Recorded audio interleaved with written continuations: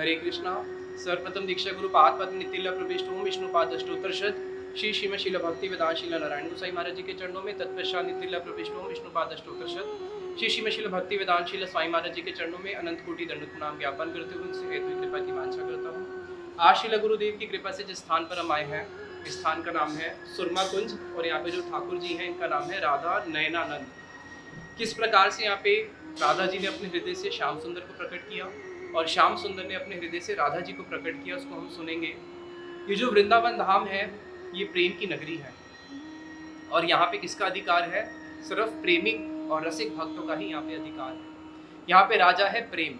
ये प्रेम क्या करता है? कृष्ण के नचाए गोपी गण्य नचाए, आपने नाचे तीनों नाचे एक ठानी। यही प्रेम कृष्ण को नचाता है और यही प्रेम राधा जी को भी नचाता है, सब गोपियों को नचाता है और स्वयं खुद भी फिर ये प्रेम नृत्य करता है। तीनों एक साथ नृत्य करते हैं। अहीर की छोरियां छचिया पर छाछ पर नाच नचावे। एक छोटी छचिया पर छाछ मतलब एक कुल्लड़, एक छोटी सी छाछ के लिए क्या करती है? कृष्ण को नचाती है। वो कृष्ण जो पूरे जगत के सृष्टि करता है, ब्रह्मा शिव महेश जिनके अधीन है, वही कृष्ण यहाँ पे छोटी सी छाछ के लिए प्रेम में नाचते हैं। तो आइए इस प्रेम की नगरी में प्रवेश करते हैं, जहाँ पे यहाँ की बड़ी ही सुंदर कथा आती है। ये जो स्थान है, इसी स्थान पे कृष्णदास कविराज गोस्वामी जी ने रह के भजन किया है, चैतन्य चरितामृत को प्रकाशित भी किया है। और यहाँ पे इस मंदिर में आज भी चैतन्य चरितामृत की जो मूल लिपि है, जो मूल कॉपी है बंगला में लिखी हुई, वो यहीं पे आज भी प्रिजर्व है। इन्हीं के ही एक शिष्य हुए हैं मुकुंद गोस्वामी जी, मुकुंदास गोस्वामी जी, जिन्होंने राधा नयनानंद को प्रकट किया। इनकी बड़ी ही सुंदर अद्भुत कथा है, श्रवण करते हैं।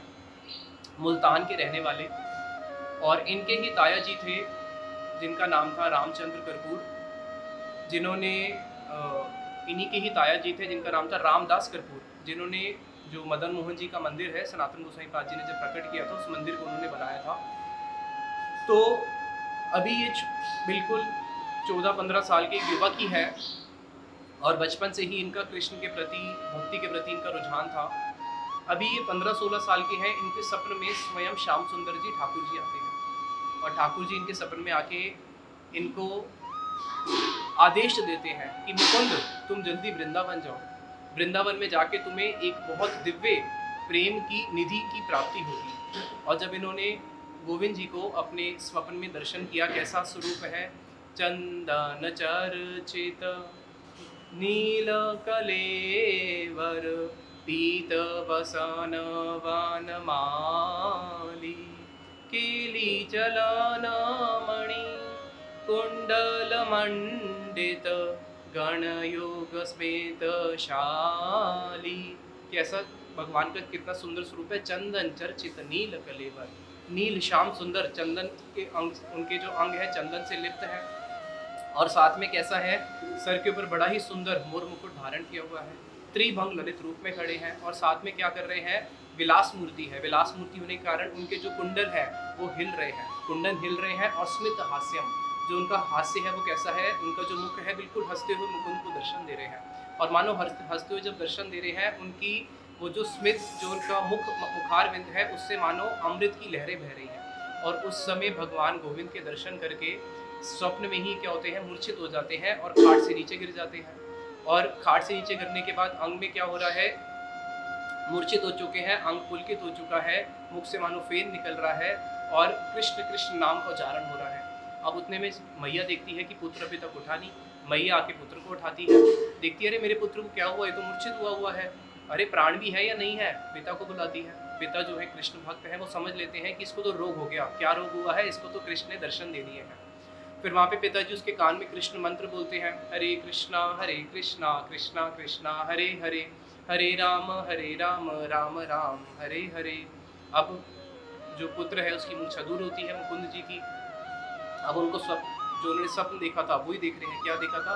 सुदीर्घ नेत्र पंकजम शिखी शिखंड मूर्धजम अनंग कोटि मोहनम नमामि नंद नंदनम। अरे वो नंद नंदन जो मेरे सपने में आया था, अनंग कोटि मोहनम, कोटि कोटि कामदेव को मोहित करने वाला, जिसके नेत्र बिल्कुल पंकज के समान थे, अरे वो कहाँ चला गया? तो पिताजी बोलते क्या हुआ? अरे पिताजी मैं तो अभी वृंदावन में था, यहाँ पे कैसे आ गया? पिताजी समझ जाते हैं अरे पिताजी, मेरे को तो श्याम सुंदर आए सपने में और मेरे को आदेश दिया है वृंदावन आओ, वहाँ पे तुम्हें प्रेम की एक निधि प्राप्त होगी। अब इनका जो घर में जो इनकी क्रियाएं थी पूरी बदल जाती है, खाना पीना छोड़ देते हैं, दिन रात केवल क्या करते हैं, क्रंदन ही करते रहते हैं। अब दिन रात क्रंदन करते हैं, खाना पीना छोड़ दिया, ना भूख लगती है ना प्यास लगती है, गोविंद के बिना जिंदगी उदास लगती है। अब माता जी को चिंता होती है कि अरे पुत्र वृंदावन चला गया तो हम क्या करेंगे। तो उतने में ही इनके जो पिताजी हैं उनको बोलती है कि अभी विवाह कर देना चाहिए, क्योंकि इस जगत में सबसे बड़ा बंधन क्या है, इस जगत की जो सबसे बड़ी हृदय की ग्रंथि है वो है स्त्री रूपी ग्रंथि। और जब वो ग्रंथि आती है उसके बाद ग्रंथियाँ बढ़ती रहती है, पुत्र रूपी ग्रंथि और दुनिया भर की ग्रंथि होती रहती है। इसलिए स्त्री का अर्थ क्या है, स्त्री का संस्कृत का अर्थ होता है स्त्री, विस्तार। स्त्री का अर्थ होता है, धातु होता है विस्तारणे, यानी कि विस्तार करना, जो क्या करती है, हृदय में ग्रंथियों को और विस्तार करती रहती है। हाय मेरा पुत्र, मेरा नाती, मेरे पोते, मेरा परिवार। तो वहाँ पे जब मुकुंद सोचते हैं अरे ये तो बहुत बड़ी गड़बड़ होने वाली है, कहाँ मुझे वृंदावन जाना है और घर वाले मेरे को शादी के बंधन में बांधना चाहते हैं। तो उतने में ही वो भाना मारते हैं, क्या अभी तो दिन रात केवल रोते हैं, क्योंकि भक्त का जो आनंद है वो क्रंदन में ही आनंद है।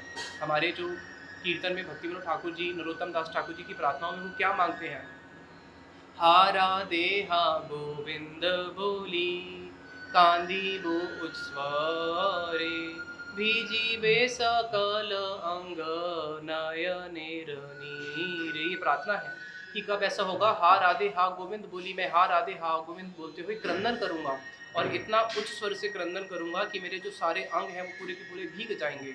तो अब इन्होंने क्या किया, थोड़ा घर में काम हाथ में पिताजी के बटाना शुरू किया, धीरे धीरे काम में लगना शुरू किया, ताकि घर वालों को ये ना लगे कि मैं वृंदावन चले जाऊँ, और बिल्कुल साधारण जैसा रहने लगे।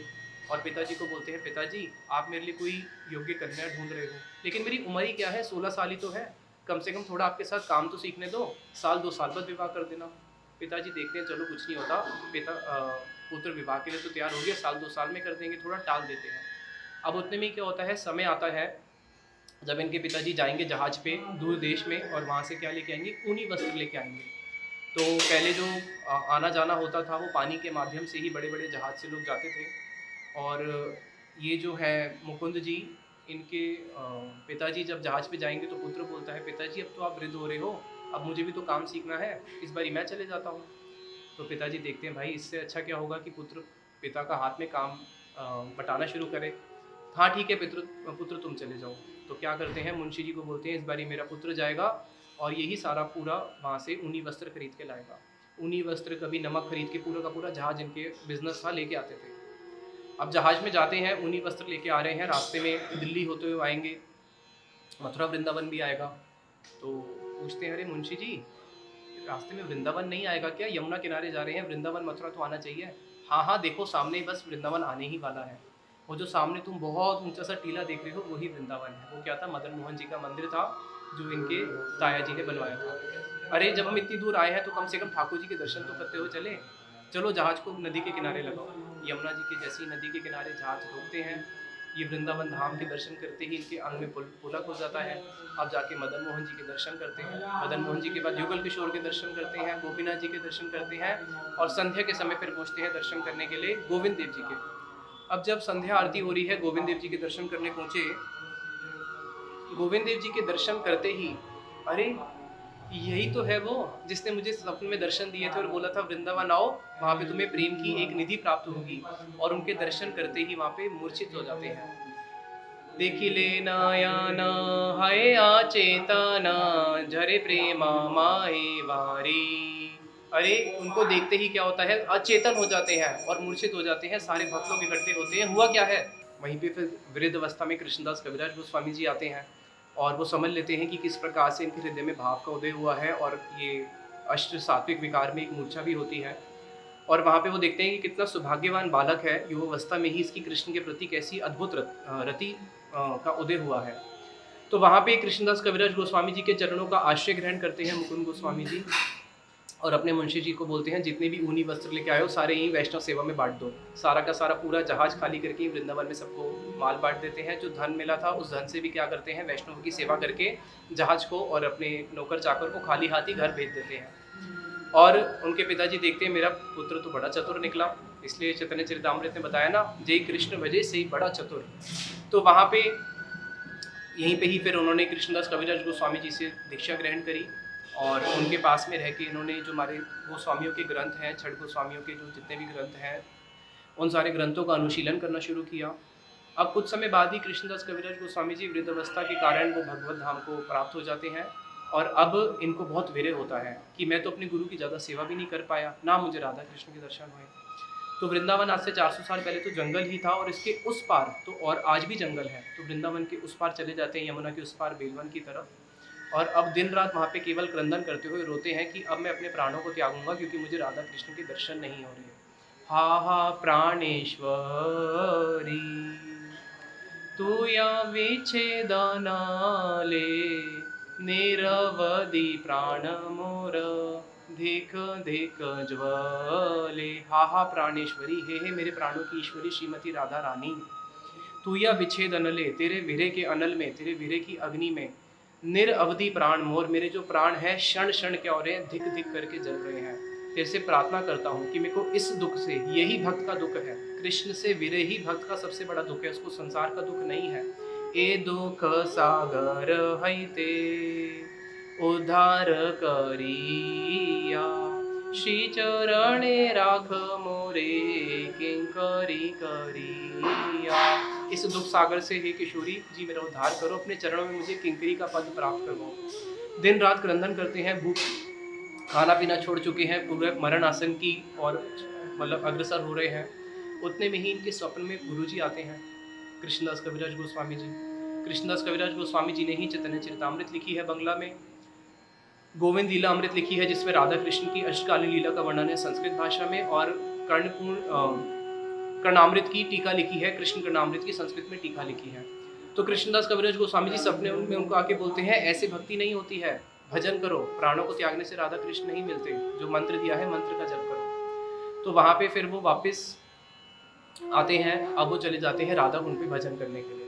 अब राधा कुंड पे रह के वहाँ पे बहुत भजन करते हैं, और भजन करते करते ऐसी अवस्था आती है जिसमें खाना पीना भी छोड़ देते हैं। खाना पीना सब छोड़ चुके हैं, अब केवल क्या करते हैं, मुखे राधा राधा बोले, भासे नयनेर जले राधे राधे, केवल मुख से राधे राधे राधे बोलते हैं, और आंखों से क्या होती है, प्रेम की झरना बहना शुरू होती है। खाना पीना छोड़ चुके हैं, 56 दंड रात्रि दिने जाने न राधा गोविंद दिने, 4 दंड छुए थाके स्वप्ने राधा गोविंद देखे। 56 दंड यानी कि 24 घंटे में से लगभग 22.5 घंटे केवल राधा गोविंद कृष्ण का नाम लेते हैं। जो 1 घंटा मुश्किल से विराम करते हैं उसमें भी स्वप्न में भी क्या करते हैं, स्वप्न में भी उसमें उनके नाम ही चलता रहता है।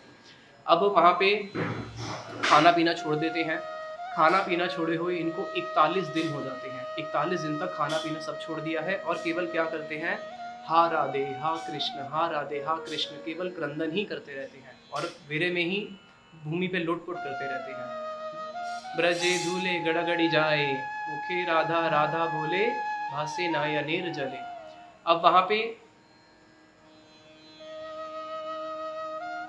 राधा जी वहीं पे अपने नाम को सुनती है, कौन मुझे इतने करुण और आर्तमयी प्रार्थना से बुला रहा है, राधे राधे राधे। देखती है कि एक ये बालक है, तो वहीं पे श्याम सुंदर को बोलती हैं, अरे तुम बहुत निष्ठुर हो कृष्ण, तुमने इस छोटे से युवा बालक को मुल्तान से वृंदावन में मारने के लिए बुलाया था क्या? इस पे अभी तक तुमने कृपा क्यों नहीं करी है? तो कृष्ण बोलते हैं किशोरी जी को कि मैं कैसे कृपा कर सकता हूँ, यहाँ की स्वामिनी तो तुम हो और कृपा की भंडारी भी तुम हो। जब भंडारी तुम हो, जब तक तुम्हारी कृपा नहीं होगी तो मैं कृपा कैसे कर सकता था? आज जब तुमने उसके ऊपर दर्शन किया है, तुमने उस पर कृपा कटाक्ष किया है, तो अब हम कृपा कर सकता हूँ। तो फिर वहाँ पे राधा जी और कृष्ण दोनों उनके पास जाते हैं, लेकिन अब तक जो मुकुंद जी थे, गोस्वामी जी, मुकुंद गोस्वामी, क्योंकि इन्होंने खाना पीना सब छोड़ दिया था और ब्रजवासी बहुत बोलते थे, बाबा कुछ पानी तो पी लो, पानी भी नहीं पीते थे और कभी कभी रोते रोते ब्रजरज को मुख में जरूर डाल लेते थे। तो अब ब्रजरज मुख में डालते थे, आंखों से रोते रोते पूरे इनके नेत्रों की दृष्टि ही जा चुकी थी। तो जब अब राधा कृष्ण सामने आते हैं इनको दर्शन देने के लिए, दर्शन कैसे करें, नेत्रों की तो दृष्टि जा चुकी है। तो राधा जी बहुत कृपामयी है। राधा जी क्या करती हैं, अपने नेत्रों का सुरमा, जो उनके नेत्रों में सुरमा है, उनके नेत्रों में सुरमा भी क्या है, शाम का रंग ही उनके नेत्रों में सुरमा के रूप में है। तो वहाँ पे वो उस सुरमे को प्रसादी के रूप में इनके नेत्रों में लगाती है और राधा जी के सुरमा इनके नेत्रों में स्पर्श होते ही इनको दिव्य दृष्टि की प्राप्ति होती है। और इसलिए इस स्थान का नाम है सुरमा कुंज। इसको सुरमा कुंज भी बोलते हैं क्योंकि यहाँ पे राधा जी ने अपने नेत्रों का सुरमा उनको प्रसादी के रूप में उनके आंखों नेत्रों में लगाया। अब उनको जब किशोरी किशोरी के दर्शन होते हैं, एक ही क्षण के दर्शन होते हैं, श्याम सुंदर और राधा जी फिर वहाँ से अंतर्ध्यान हो जाते हैं। अब फिर रोना शुरू करते हैं, हा राधे हा कृष्ण, हा राधे हा कृष्ण, फिर क्रंदन करना शुरू करते हैं। राधा जी बोलती हैं, अब तो हमने तुम्हें दर्शन दे दिया, अब तो तुम्हारा विरह थोड़ा शांत होना चाहिए, अब क्यों रोते हो? तो वहाँ पे भक्त बोलते हैं, मुकुंद जी बोलते हैं कि अरे आपने मुझे एक क्षण का दर्शन दिया और उससे मेरा विरह कम नहीं हुआ, उससे तो मेरा विरह कोटि गुना और बढ़ गया है। या तो मुझे अपने संग ले चलो, नहीं तो मेरे संग में रहो। तो वहाँ पे राधा जी क्या करती हैं, राधा जी बोलती हैं कि देखो समय आने पे ही तुम हमारे कुंज में आओगे, अभी तुम्हें यहाँ पे सेवा करनी है और मैं तुम्हें अपने प्राण प्रियतम देती हूँ, उनकी सेवा करो, हमारे और हमारे श्री विग्रह में कोई अंतर नहीं है। तो राधा जी अपने हृदय से श्याम सुंदर के विग्रह प्रकट करके उनको देती हैं कि तुम इनकी सेवा करो। तो वहाँ पे जब श्याम सुंदर के विग्रह उनके पास आ जाते हैं तो फिर वो और क्रंदन करते हैं, कह रहे हैं कि यहाँ पे क्या है, ब्रज में जो भक्त होते हैं युगल उपासना करते हैं राधा कृष्ण की, केवल कृष्ण की उपासना तो करते नहीं है। इसलिए श्रील भक्तिविनोद ठाकुर जी बोलते हैं ना, केवल माधव पूजे सो ज्ञानी, राधा अनादर करे अभिमानी, कबू नहीं करी ताकर संग, चित्ते इच्छसी यदि ब्रज रस रंग। भाई अगर चित्त में ब्रज रस की प्राप्ति करना चाहते हो तो कभी भी केवल माधव का भजन मत करना। जो केवल कृष्ण का भजन करते हैं वो सब तो अज्ञानी है और कपटी है, दाम्भिक है। तो बोलते हैं कि बिना राधा जी के मैं कैसे पूरी मेरी आराधना होगी। तो वहाँ पे कृष्ण बोलते हैं, देखो किशोरी जी, तुम्हारे हृदय में था मैं और मेरे हृदय में हो तुम, तो अब राधा जी के विग्रह तो मैं ही अपने हृदय से निकाल के दे सकता हूँ। फिर श्याम सुंदर जी अपने हृदय से राधा जी के विग्रह प्रकट करते हैं और इनको देते हैं। तो यहाँ पे बड़ा ही सुंदर किशोरी जी हैं। राधा जी ने अपने हृदय से कृष्ण को प्रकट करके दिया, कृष्ण ने अपने हृदय से राधा जी को प्रकट करके दिया। और फिर यहाँ पे इनकी आज भी सेवा होती है, 401 साल पूरे हो चुके हैं। और इस अद्भुत स्थान से हम एक प्रार्थना करते हैं कि जिस प्रकार से आपने हे राधे हे कृष्ण, आपने मुकुंद गोस्वामी जी पे कृपा करी, आपने उनको दर्शन दिए, कब ऐसा होगा हमें भी दर्शन होंगे। एक बड़ी ही सुंदर प्रार्थना है सिद्ध कृष्णदास बाबा जी की, उसके साथ वाणी को विश्राम देंगे। हे न देन की हबे तव श्री मुखे वाणी, करने ते शुनिबे आर नुपुरे रध्वानी, तोमार लावण्य अमृत नयन चक्षके, कबे वे करीबे पान परमानंद सुखे।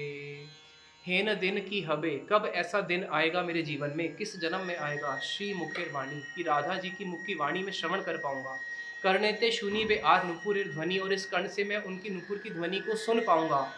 तो मार लावण्य अमृत नयन चक्षे, में अपने नयन से आपके लावण्य अमृत का कबे व करीबे पान, कब मैं उसको पान कर पाऊंगा आपके लावण्य अमृत को, और परमानंद सुख की मैं प्राप्ति कर पाऊंगा। इसी के साथ वाणी को विश्राम देते हुए, वांछा कल्पतरुभ्यश्च कृपा सिंधु पतितनां पावनेभ्यो वैष्णवेभ्यो नमो नमः।